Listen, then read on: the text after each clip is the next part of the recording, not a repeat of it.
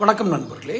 சென்னையில் தூய்மை பணியாளர்கள் துப்புரவு தொழிலாளருடைய போராட்டம் நடந்து கொண்டிருக்கிறது. அதை கவனிக்க வேண்டிய அமைச்சர் மக்கள் நல்வாழ்வு மற்றும் சுகாதாரத்துறை அமைச்சர் மா சுப்பிரமணியம். ஆனால் இந்த போராட்டத்திற்கு பேச்சுவார்த்தை நேற்று நடத்தியது சேகர் பாபு.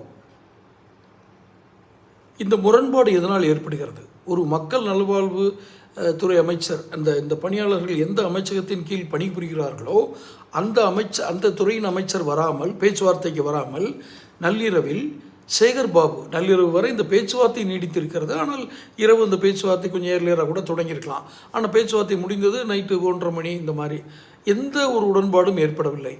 ஏன் சேகர் பாபு மக்கள் அந்த தூய்மை பணியாளர்கள் போராட்டத்தில் ஈடுபடுகிறார்?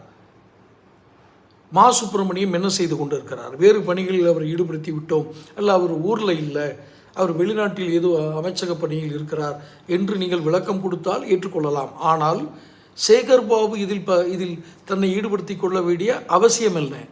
இதில் வேறொன்றுமில்லை.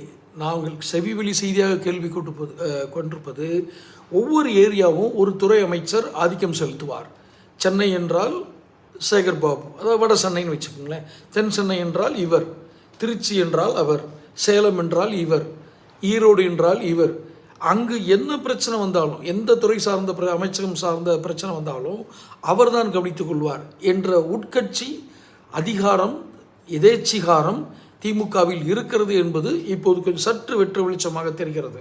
இதனால் யூகத்திலேயோ இல்லை அந்த திமுகவின் மேலே காழ்ப்புணர்ச்சியோ இல்லை அந்த திமுகவுடைய தலைவர்கள் மேலே இருக்க காழ்ப்புணர்ச்சியிலையோ நான் சொல்லலை, அப்பட்டமாக தெரிகிறது. தூய்மை பணியாளர்களை கண்டு ஒரு வார்த்தை பேசிட்டிங்கன்னா போதும், ஆனால் துறை அமைச்சர் வருவதில்லை.